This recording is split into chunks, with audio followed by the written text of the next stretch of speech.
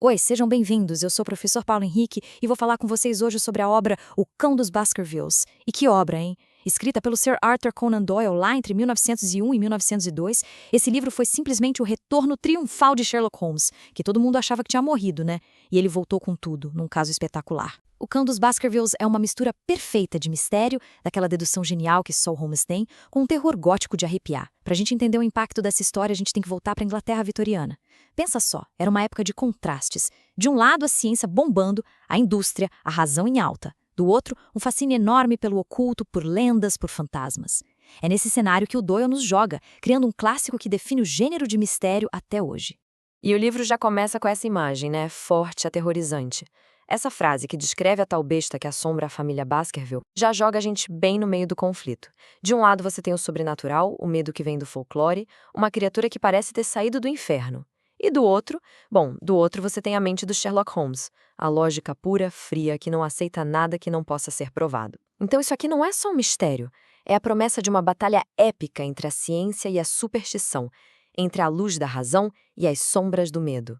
Para a gente conseguir desvendar os segredos dessa obra, nosso roteiro vai ter 5 paradas. Primeiro, a gente vai mergulhar de cabeça na lenda sombria que começou tudo isso. Depois, vamos explorar o cenário que é quase um personagem, a Charneca de Dartmoor. Aí, a gente conhece quem enfrenta essa maldição, vê o grande confronto entre a lógica e o terror, e no final, tenta entender por que essa história continua tão viva depois de tanto tempo. Preparados? Então, vamos lá!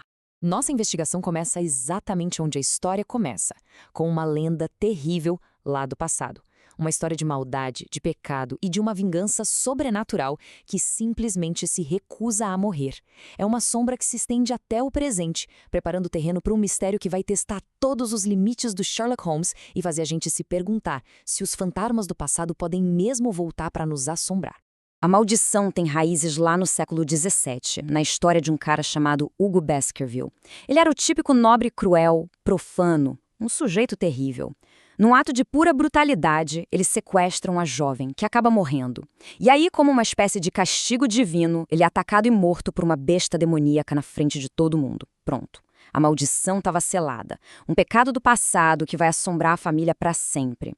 Séculos depois, a morte esquisitíssima de Sir Charles Baskerville, que morreu de puro medo, sem nenhum arranhão, parece provar que a lenda é real.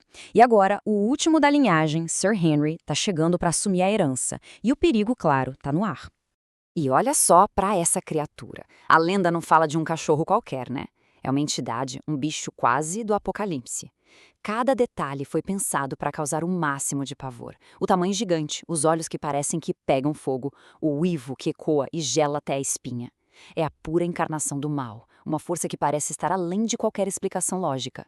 E é esse o monstro que o Holmes, o homem da ciência, vai ter que enfrentar. É um medo primitivo contra a mente moderna. Agora vamos falar do lugar onde tudo isso acontece. Em O Cão dos Baskervilles, o cenário não é só um detalhe. Ele é uma força ativa, um personagem tão importante quanto qualquer outro. Estamos falando da Charneca de Dartmoor, um lugar que não apenas tem horror, mas que parece que gera o horror. Essa descrição do Watson já dá o tom, né? Dartmoor é um lugar que parece antigo, ameaçador, totalmente isolado do mundo moderno de Londres, que era o centro do mundo na época. Nas palavras do próprio Watson, quando se chega lá, deixa-se para trás todos os vestígios da Inglaterra moderna. É como entrar em outro mundo, um lugar onde o tempo parou, quase pagão, onde as lendas antigas parecem ter mais força que as leis dos homens. E isso é genial, porque o cenário mexe com medos muito profundos da era vitoriana. Existia um medo real da devolução, a ideia de que a civilização era só uma casquinha fina, sabe? E que longe das cidades o ser humano podia regredir, voltar-se a selvagem. Dartmoor, com suas ruínas, seu pântano perigoso, sua paisagem que não se pode domar, é a imagem perfeita desse medo. É um lugar onde a lógica parece não funcionar, e uma lenda sobre um cão do inferno se torna assustadoramente possível. Bom, com o palco montado e a lenda na mesa, vamos conhecer as peças desse tabuleiro. As pessoas que vão ter que lidar com esse mundo de medo e superstição. E cada uma delas olha para o problema de um jeito bem diferente. Aqui a gente tem o nosso quarteto principal. Holmes, que é a razão pura, o Watson, que é o nosso guia emocional, sabe, o coração da história, o Sir Henry, que é o alvo da maldição, e o Dr. Mortimer, que é um homem da ciência, mas que está tão abalado que já está quase acreditando na lenda. É a tensão entre esses 4 pontos de vista que faz a história andar. E essa dinâmica entre o Holmes e o Watson é o centro de tudo, né? O Holmes é lógico, frio, quase uma máquina de resolver problemas. Já o Watson é o oposto. É o cara que sente, que se emociona. Ele é os nossos olhos e ouvidos na história. Ele sente o medo que a gente também sente. Enquanto o Holmes enxerga um quebra-cabeça para montar, o Watson está vivendo uma história de terror na pele. E isso nos leva a uma das maiores sacadas de gênio do Conan Doyle: fazer o Watson ser o narrador. Como ele é um personagem que está lá dentro da história, a gente só vê o que ele vê.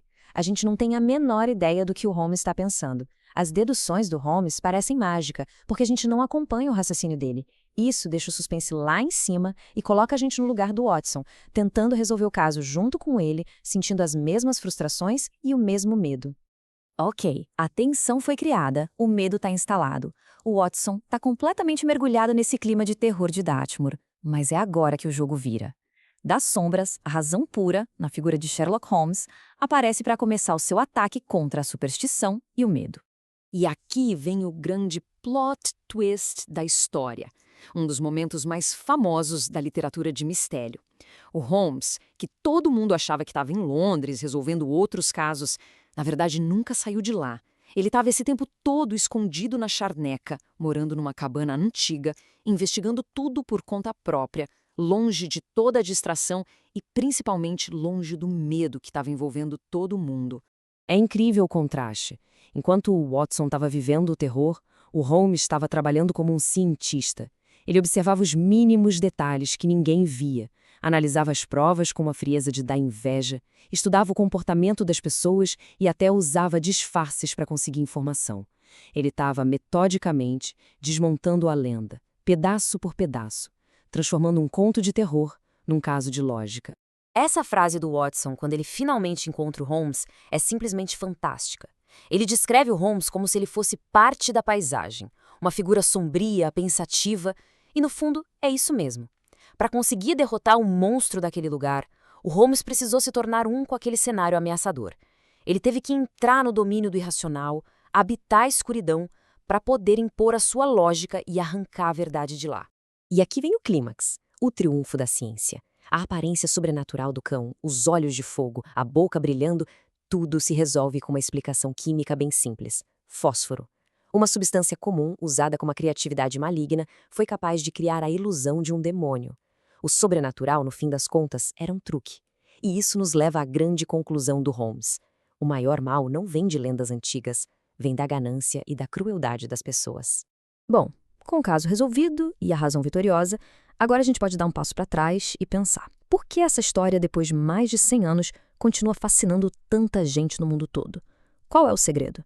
O sucesso foi imediato, desde a primeira publicação. O Cão dos Baskervilles virou uma das histórias mais amadas do Holmes e uma das mais adaptadas de todos os tempos. A gente tem, desde os filmes clássicos com o Basil Rathbone, que definiram a imagem do Holmes para muita gente, passando pelas versões de terror da Hammer Films, até chegar em séries modernas como o Sherlock, da BBC, que trouxe o mistério para o século XXI. Cada geração reconta essa história do seu jeito, o que só prova a força que ela tem. E a história continua relevante porque ela fala de coisas universais que não têm prazo de validade. Essa batalha entre ciência e superstição não acabou, né? A tensão entre o novo e o antigo ainda existe. O medo do desconhecido faz parte da gente. E, principalmente, a ideia de que a ganância humana pode ser mais monstruosa que qualquer lenda continua sendo uma verdade bem desconfortável. E assim, a gente termina com essa provocação. O Holmes provou que o cão era de carne e osso, só um instrumento da maldade humana. A razão venceu. Mas o livro nos lembra que a charneca, com seus mistérios e sua atmosfera primitiva, continua lá, do mesmo jeito. Num mundo que ainda é cheio de coisas que a gente não entende, será que essa briga entre o que a gente pode provar e o que a gente teme realmente acabou? Ou será que a lenda de alguma forma sobrevive dentro dos nossos medos? É uma ótima pergunta para a gente ficar pensando, não é? E com isso a gente chega ao fim da nossa análise desse clássico imortal. Espero que tenham gostado de mergulhar comigo em O Cão dos Baskervilles. Se você gostou desta análise, não esqueça de deixar o seu like e se inscrever no canal.